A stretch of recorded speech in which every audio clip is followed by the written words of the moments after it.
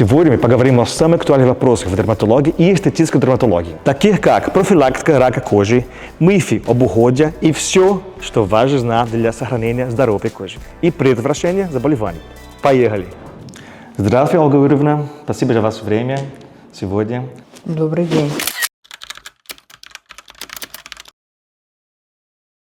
Я бы хотел вам задавать пару вопросов по поводу дерматологии, косметологии. Вот таких мифов, которые люди до сих пор не понимают, что делать. Например, давай берем, к примеру, вот мой оператор Никита. Скажи, Никита, например, вы как зритель, да, обычный человек без медицинских знаний.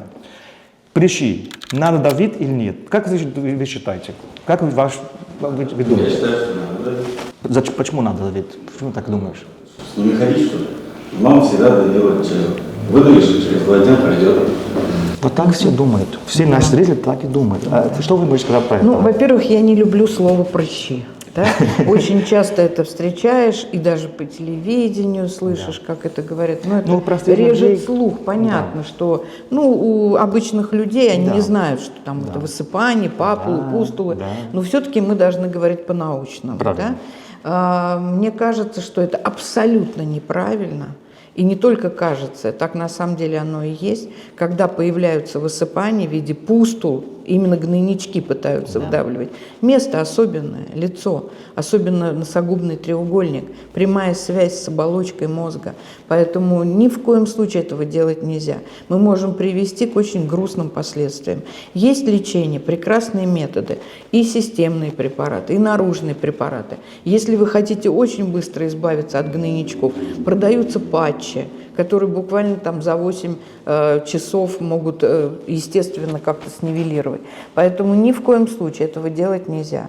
Даже если там в семье было принято, мама это делала, папа делал, дедушка с бабушкой, и мы понимать должны, что мы в современном мире находимся, и, конечно, мы должны строго соблюдать те рекомендации, которые дают врачи. Лучше обратиться к доктору, и доктор все расскажет, чтобы впредь они не появлялись. Надо лечить. Правильно. Надо лечить. Кристина Александровна, спасибо за ваше время. Я хотел задавать вам пару вопросов. Первый вопрос. Почему вы решили стать дерматологом? Почему решила? Ну, если сказать честно... Почему именно дерматологом? Почему именно дерматологом? Если сказать честно, у меня у самой атопический дерматит с раннего детского возраста, поэтому есть небольшие проблемы с кожей, вот, и выбрала такую специализацию для себя. Это очень интересно, потому что это много дерматологов, если такой вопрос, который от себя это начинается, такой интерес, или, может быть, когда какой-то близкий человек из семьи заболели, какое-то заболевание, и это человек растет, вот, я стану врачом, буду помогать людей, это очень вдохновляет. Мне кажется, вообще, да, большинство медиков выбирают ту специализацию, которая имеют сами проблемы какие-то, те или иные, или их родственники. Правильно.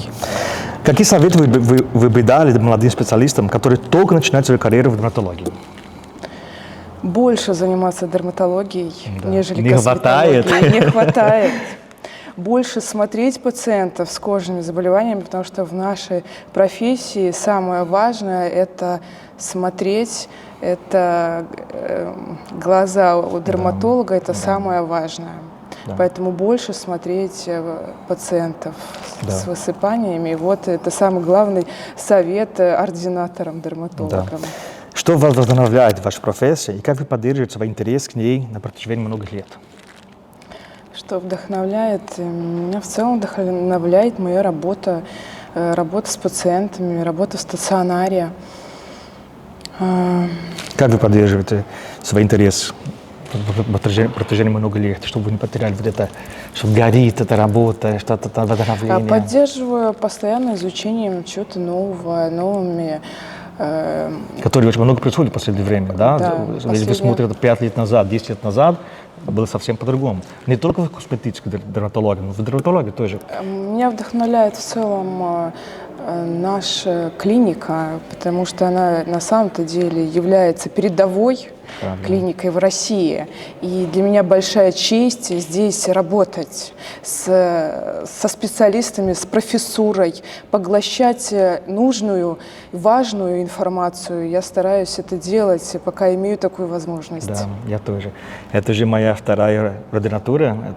Я приехал из другой сферы, я здесь тоже учусь, и мне это очень нравится. Да, второй большой миф, который мы часто встречаем, это люди верят, что у пациента, который имеет жирную кожу, увлажнение не нужно. К сожалению, так оно и было много лет. Но До сих пор сейчас есть. мы прекрасно понимаем, что и жирную кожу, проблемную кожу, как ее иногда называют, обязательно надо увлажнять. Конечно. Мало того, много мифов на самом деле вокруг акне существует. Например, раньше мы очень активно лечили ультрафиолетовыми лучами. Да, и, в общем, неплохой был эффект. Мало того, пациенты приезжали, допустим, с юга и говорили: ой, посмотрите, какой красивый загар, и уже никаких высыпаний нет.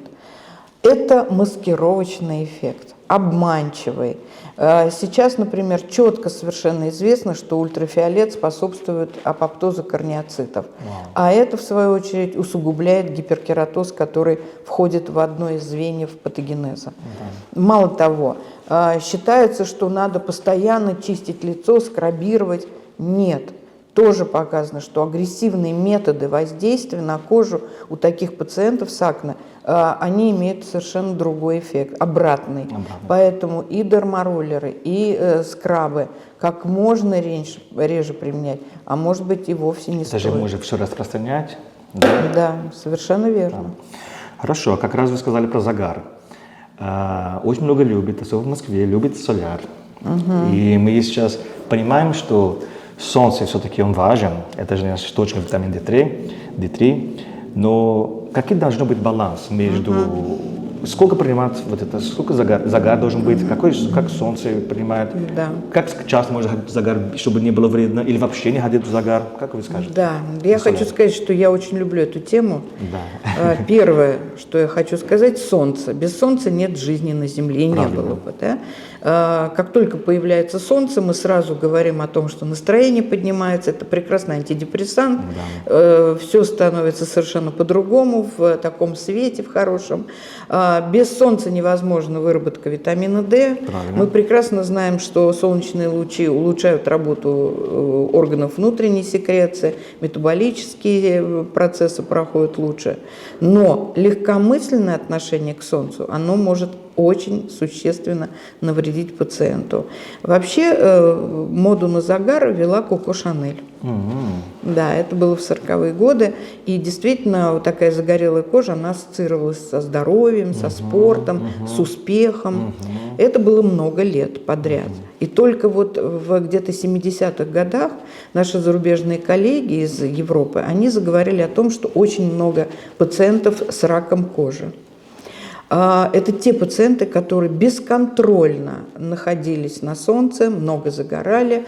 Мы видели таких пациентов, вернее, таких людей на пляже, которые загорают до черноты, причем иногда пожилые люди, пожилые женщины, которые загорают топлес. И вот, пожалуйста, потом появилось большое количество рака кожи. Конечно, это удел людей взрослых, за исключением меланомы. Меланома может встречаться и в раннем возрасте. Вот. Поэтому к солнцу должно быть отношение очень-очень осторожное. То есть как правильно его понимать? Как правильно? Вы знаете, мы сегодня с вами не будем говорить о фотозащитных средствах, потому что сейчас этот вопрос дискутируется в мировом сообществе, дерматологическом, косметологическом. Да, вот. Но моя точка зрения, что фотозащитные средства должны быть. Если говорить о том, когда лучше загорать, мы все прекрасно знаем, что это утренние часы, и это после 4, и то это не должно быть большое количество по времени, когда находится человек под открытыми лучами солнца. Что касается соляриев, я категорически против соляриев, категорически. Мало того, мы даже такую кампанию проводили, потому что, вот, например, в отличие от методов фототерапии, которые мы применяем в дерматологии, мы ведь очень многие болезни лечим в кабинах специальных. Да? Фототерапия, которая может быть длинноволновой, средневолновой, узковолновой, и мы получаем великолепный результат. Но для того, чтобы взять этого пациента на такой метод, мы его тщательно обследуем. Мы исключаем все противопоказания. В первую очередь это онкологические заболевания. Мы знаем, что рак помолодел, к сожалению. Да. Когда-нибудь вы слышали, чтобы в тех учреждениях, где стоят солярии, что-нибудь подобное делалось? Нет. Мало того, кабины, как правило, старые, лампы, как правило, старые. учета никакого нет, а мы четко фиксируем каждую процедуру, какое количество ультрафиолета пациент получил. И только поэтому мы не имеем вот таких последствий в виде рака кожи. Хотя, и опять же, этот вопрос тоже дискутируется в научной литературе. Потому что, когда, например, фототерапия появилась, опять же, в конце 70-х годов, фотохимиотерапия, ПУВА, вообще считали, что это панацея, что мы вылечили псориаз. И что вот скоро кто-то получит большую сумму, которая лежит в фонде, да, и тому человеку, кто придумал лекарства от псориаза, будут выданы эти деньги. Нет. Оказалось, что появились противники этого метода, которые заявили, что фототерапия, фотохимиотерапия может приводить к развитию рака кожи. Мы тоже проводили такие исследования, и мы доказали, если все четко соблюдать, если четко фиксировать дозу, которую получает человек, если он бесконтрольно также не ездит еще дополнительно на юг по нескольку раз в год, то ни о каком раке мы, конечно, речь не ведем. И сейчас, кстати сказать, этот метод начинает возрождаться. Одно время про него забыли. Почему? Потому что на его место пришли биологические, генно-инженерные биологические препараты. Но сейчас мы понимаем, что нельзя списывать со счетов метод, который дает хорошие результаты.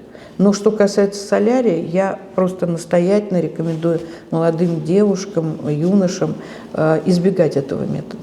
Это как интересно, потому что в Азии, например, совсем по-другому, совсем наоборот, да. Я много лет работал в Азии, потому что создал свой косметический сервис в Японии, я там много бывал.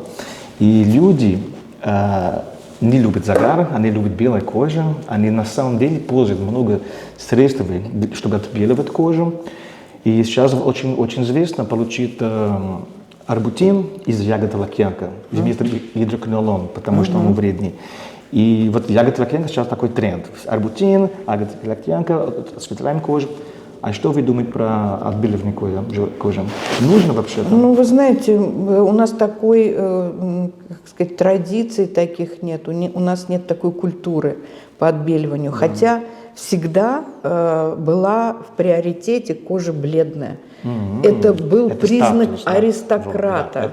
Да? Когда кожа бледная, да, кожа бледная, с прожилками, то есть просвечивающимися сосудами. Считаю, что это люди, которые не работают, правильно, сидят дома. которые сидят дома, никогда не работают в поле, всегда ходят в головных уборах, в жаркую погоду они находятся в помещении. Действительно. И у таких людей, говорили, кожа институток. То есть вот такая вот аристократичная.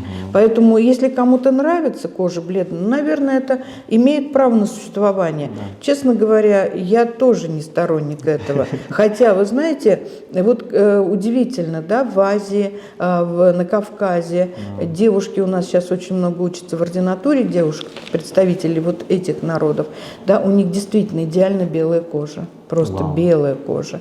Вот. Но это люди, которые плохо защищены от солнышка. Мы говорим, что самые удачливые в этом плане люди со смуглой кожей.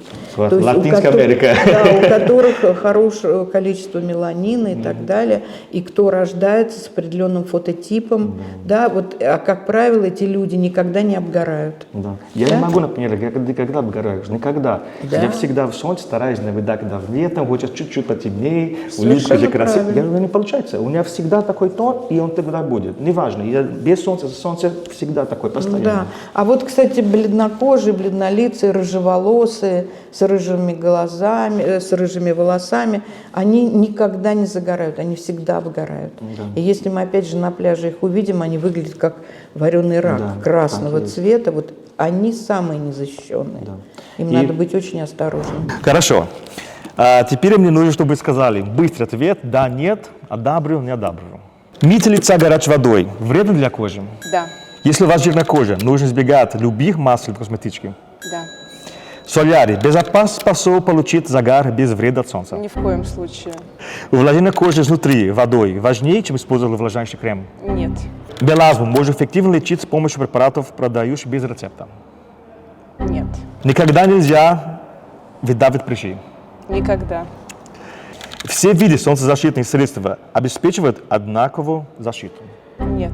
Антивозрастные кремы могут полностью предотвратить появление морщин. Нет. Ретиноиды – это средство только для людей старше 40 лет. Нет, конечно. Спасибо большое за ваше время. Смотрим Спасибо выпуск. вам. Это Анна Крапива. Мы учимся вместе здесь на кафедре. Мы врач-ординатор. И мы подружились с самого начала. Аня, хотел тебя спросить, что нового ты узнала на нашу кафедру? Ну, как минимум, я увидела те самые болячки, которые мы всегда видели только на страницах учебников. Каждый день у нас поступает множество пациентов. В основном это, конечно, такие диагнозы, как псориаз, атопический дерматит и экзема. Но очень полезно это реально в жизни увидеть, пощупать и посмотреть.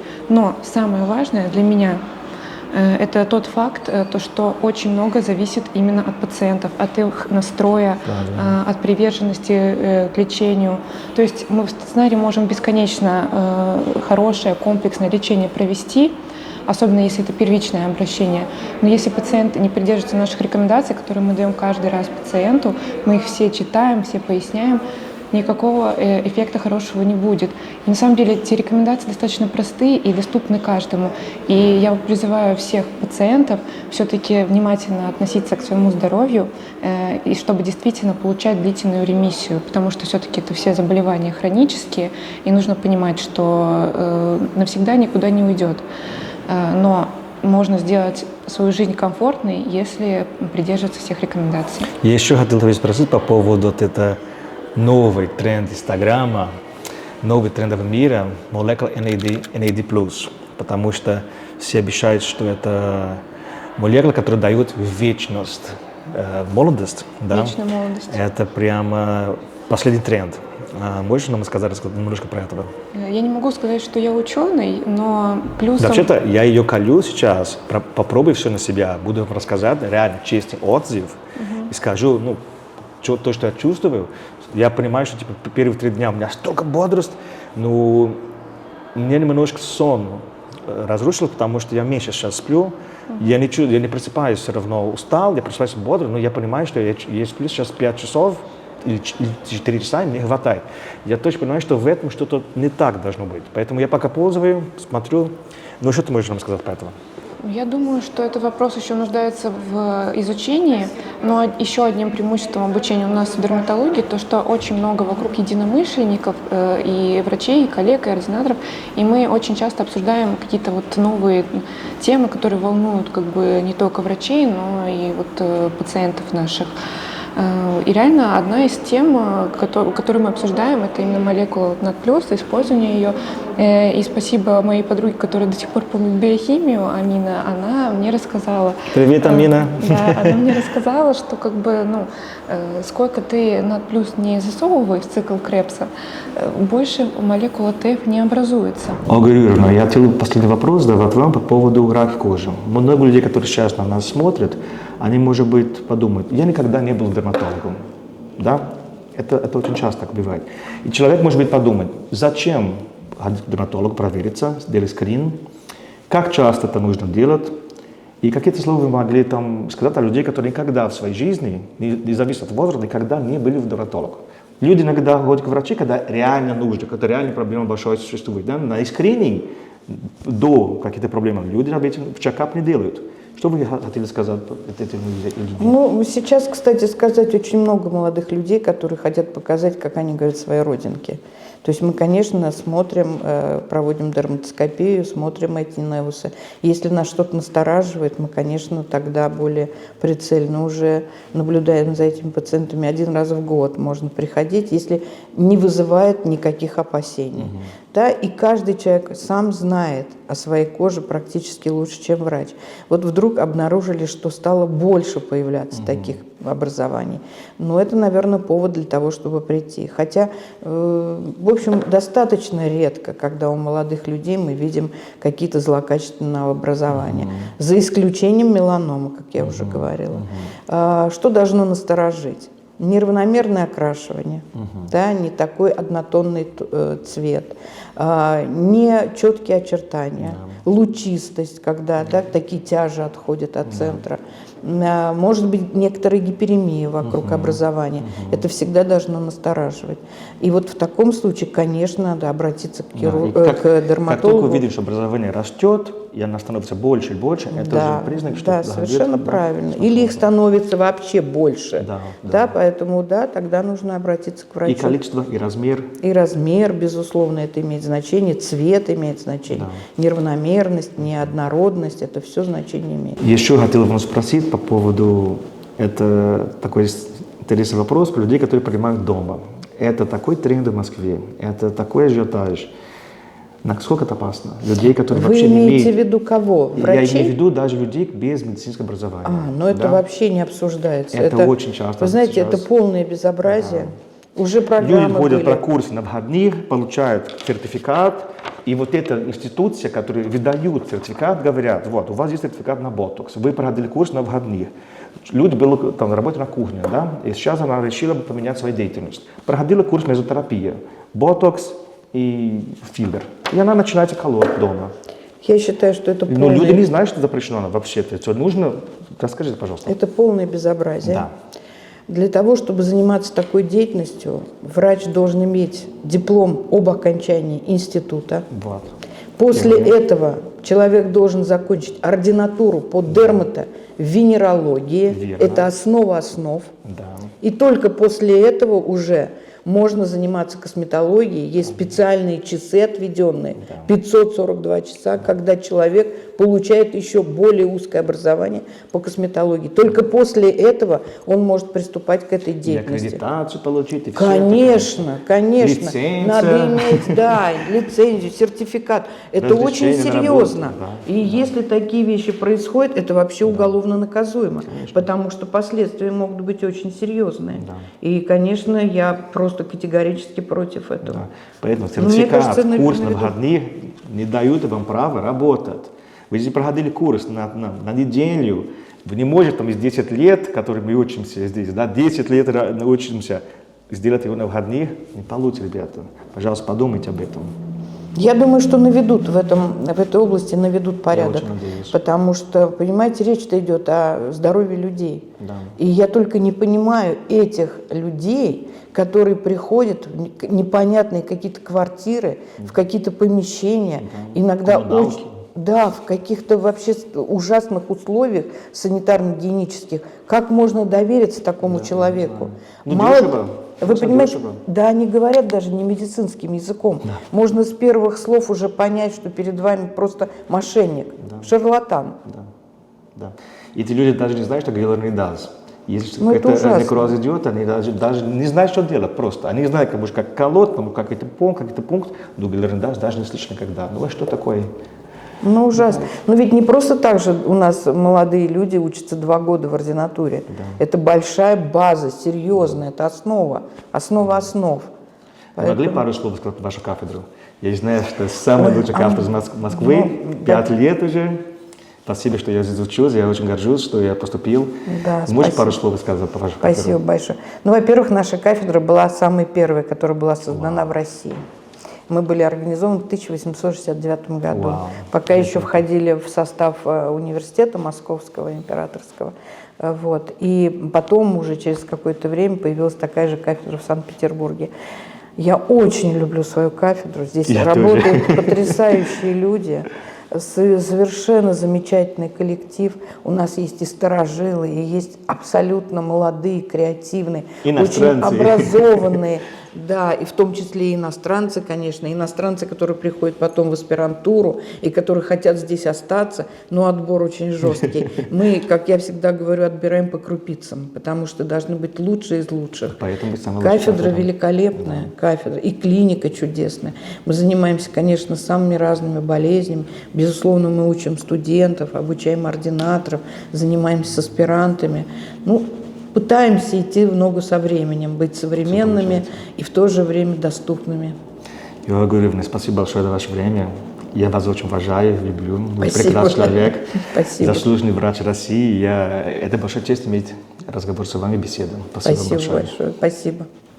Ольга Юрьевна, привез вам маленький сюрприз, чтобы ваш день был красивый, как вы. Спасибо большое. Очень тронуто, спасибо. Очень приятно. Спасибо. Спасибо большое.